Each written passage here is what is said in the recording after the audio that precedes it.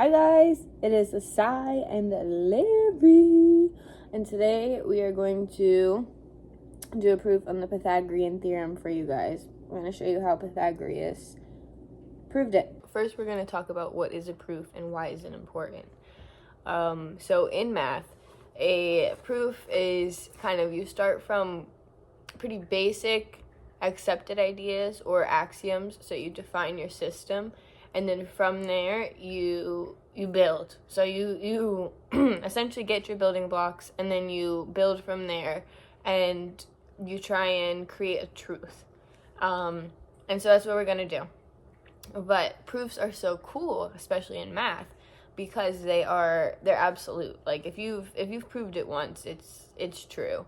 It might be different in different systems, but in that system, if it's proved, it will always stand. And so I was reading this book, it's Fermat's Enigma, and they talk about Pythagorean, but they also talk about that in science, you can have like, oh, it's a fact, it's a scientific fact, but it's more so a collection of knowledge that we have gathered on a certain idea. Whereas in math, you don't even have to have knowledge on the idea. You can find something that's true. But in science, you can refine it and you can learn more. And so sometimes you can replace hypotheses with better ones. But in math, it just builds. So you don't, yeah, you can't really replace things. So why proofs are so beautiful. And they're important in just regular thinking. Like, how do you take out the subjectivity of your argument? And how do you build an argument with pretty basic building blocks for a truth? It's relevant for anything. So that's kind of a cool thing about proofs. They are scary, but they're important. This is the part of building our system.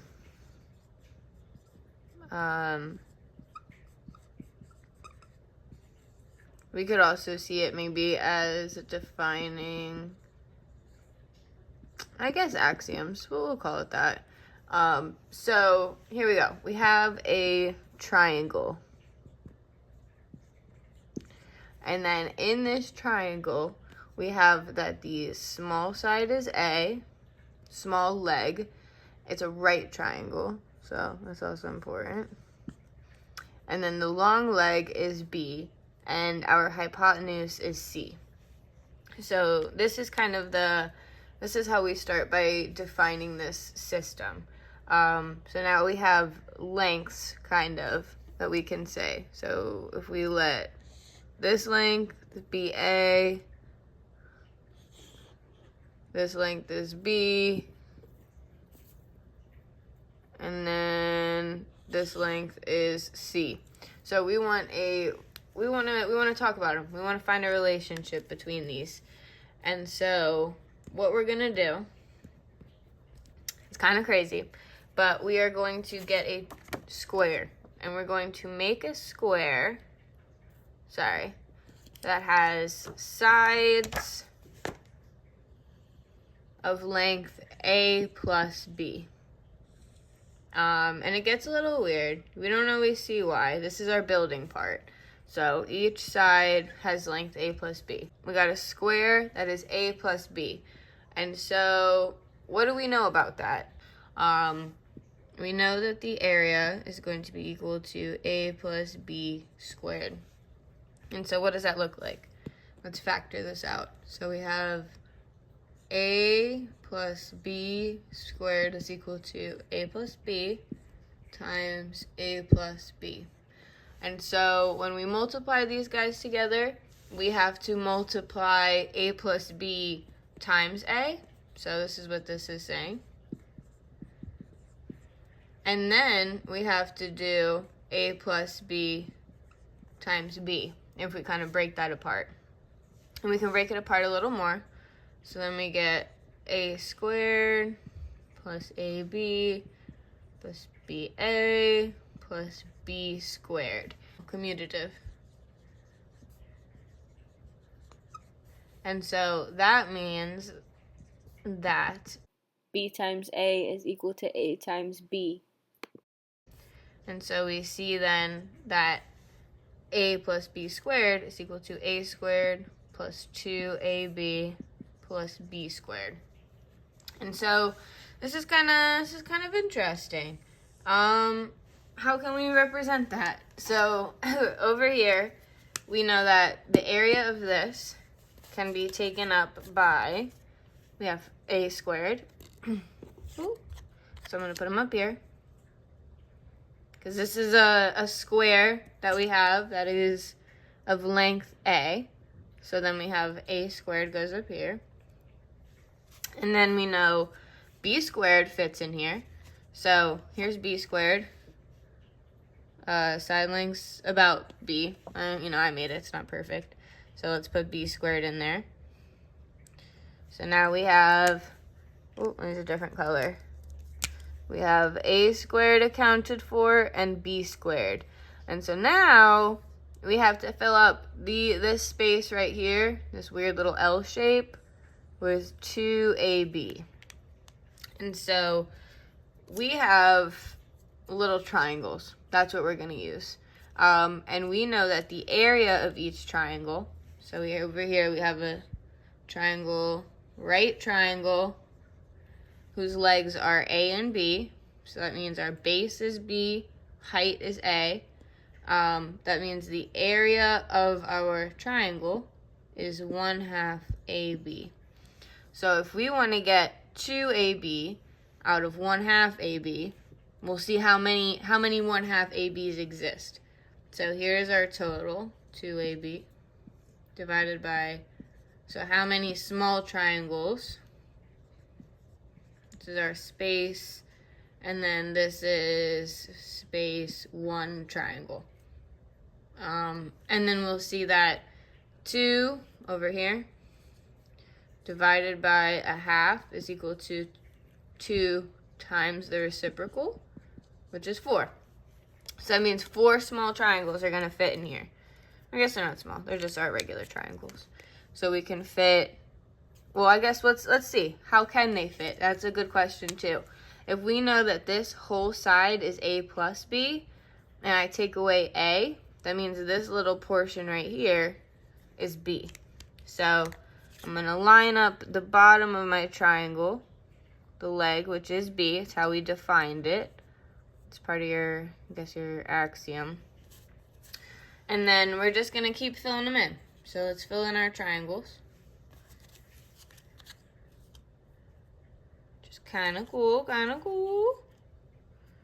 And so now we have shown that our whole square, a plus b squared, is equal to a squared plus b squared plus 4 triangles that are all 1/2 ab squared, which gives us 2ab. So that's kind of cool. That's kind of cool. Now, what else can we do with this? This is going to be our connecting step. Our connecting step after we've built some cool stuff. So let's let our fact appear that a plus b squared is equal to a squared plus 2ab plus b squared.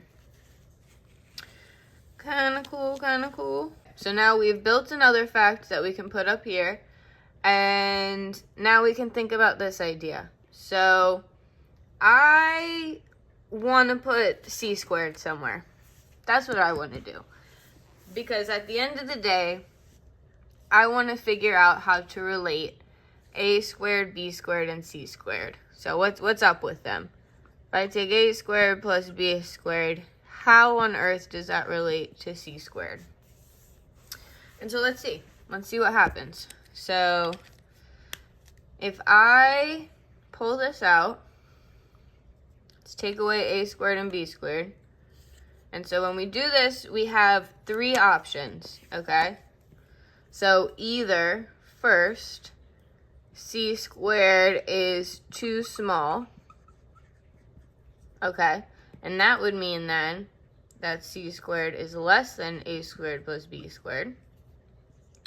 You know, c squared could be perfect, and then we would have c squared equals a squared plus b squared. which this is our Pythagorean theorem, so this is interesting. We might want to try and show this. Or our third option is c squared is too big. And that would mean that c squared is bigger than a squared plus b squared. So let's see. Let's see if we can try and fit this into the space. So obviously, initially it looks a little peculiar. Little weird. I can't really fit it in like this. If I put it in here, it covers it, but then there's a little space left. So we're gonna move stuff around. That's the beauty of math. So I'm gonna take this triangle, I'm gonna put them in the corner. Just see what happens. I'm gonna put everybody in the corner. And I'm gonna flip these two, so they could be in the corner. And then we get this really cool thing. And it might make sense to do this just because we're trying to get c squared, so we're building a square out of all of the hypotenuses. Each hypotenuse has a length of c. And so if we line all of them up with these 90-degree angles, because we know this is 180, and then we know this angle plus this angle has to be 180 minus 90. So then this angle plus this angle is 90. So then we know this guy is 90 degrees. But then we can see c squared fits in perfectly, which is beautiful. But what do we do about that? We're not finished. So we know then, I guess we're a little finished, but let's clean it up. So we know over here that c squared is equal to a squared plus b squared, because we can fit in this area, which we call a plus b squared, is equal to c squared plus 2ab. And so if we know this is c squared plus 2ab is equal to a plus b squared is equal to a plus b squared, then we can set them equal, because we know they're both the same thing. So then we get a squared plus 2ab plus b squared is equal to c squared plus 2ab. And so we have this on both sides. It's a bit funky. Let's get rid of it. Then we see a squared plus b squared is equal to c squared, which is our Pythagorean theorem. Pretty cool. And I also made papers.